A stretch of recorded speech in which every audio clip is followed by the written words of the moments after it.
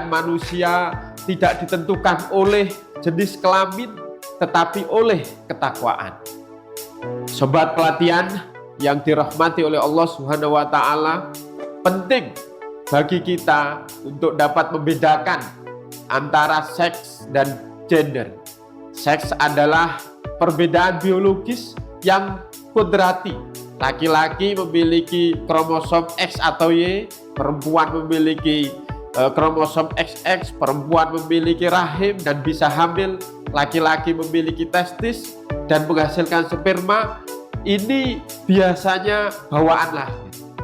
Nah, sedangkan untuk gender adalah bentukan sosial di masyarakat. Misalnya, anggapan bahwa laki-laki harus kuat dan rasional, perempuan harus lembut dan pemalu. Padahal sifat-sifat itu bisa dimiliki siapa saja. Memahami perbedaan ini penting agar kita tidak terjebak pada stereotip dan ketidakadilan gender. Pemahaman ini membantu kita mendidik murid-murid kita sesuai potensi mereka masing-masing. Karena pada prinsipnya mereka adalah memiliki keunggulan yang unik yang patut kita apresiasi. Dalam kehidupan sehari-hari, misalnya anak laki-laki sering diberi kebebasan lebih, sedangkan anak perempuan lebih dibatasi, padahal sama-sama amanah dari Allah Subhanahu wa Ta'ala. Padahal sama-sama laki-laki dan perempuan diciptakan dengan kesempurnaan dari Allah Subhanahu wa Ta'ala. Anak laki-laki perlu diarahkan untuk tumbuh penuh tanggung jawab, bukan merasa berkuasa. Anak perempuan juga perlu didukung untuk bermimpi dan berkontribusi sesuai potensi mereka. Sebagai guru, kita tentu memiliki peran yang sangat penting di dalam mendidik, ya kan, tanpa bias gender. Semua murid berhak atas kesempatan yang sama untuk dapat belajar, berprestasi, berpartisipasi, mengeksplorasi minat bakat mereka. Sedangkan kita sering terjebak pada stigma.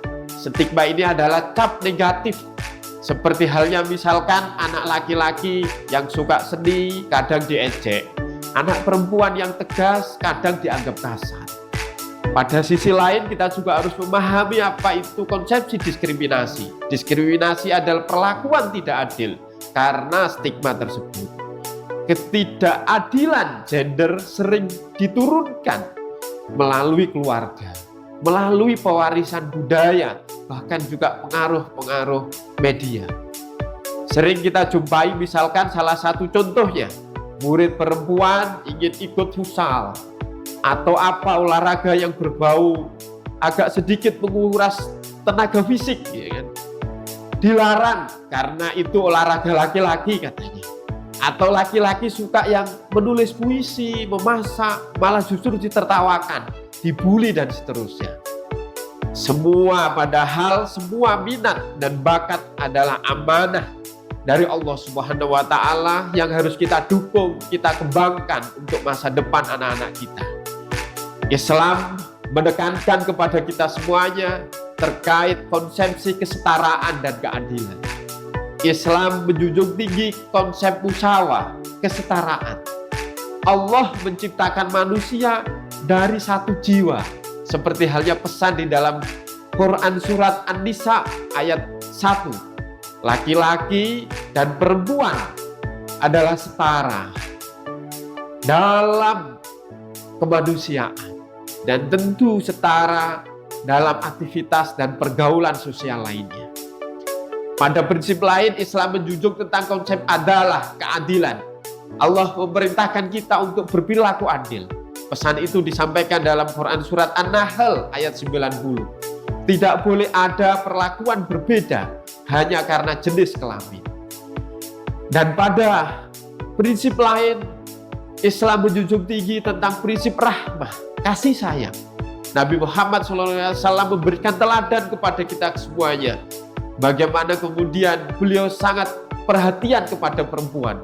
Beliau sangat menghormati istrinya. Bahkan beliau juga membantu pekerjaan-pekerjaan rumah untuk istrinya.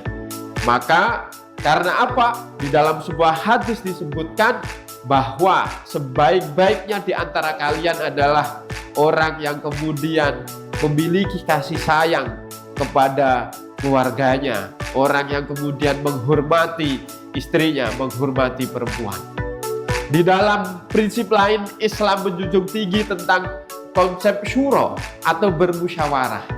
Perempuan juga diberi ruang untuk kemudian ikut bermusyawarah sejak zaman Nabi Muhammad SAW. Misalkan Ummu Salamah memberi nasihat penting saat proses perjanjian Hudaybiyah. Semua ini menunjukkan bahwa Islam tidak mendiskriminasi, melainkan mengangkat martabat laki-laki dan perempuan. Jika nilai-nilai ini kita terapkan di satuan pendidikan kita, stigma dan diskriminasi kami yakin bisa dihapus.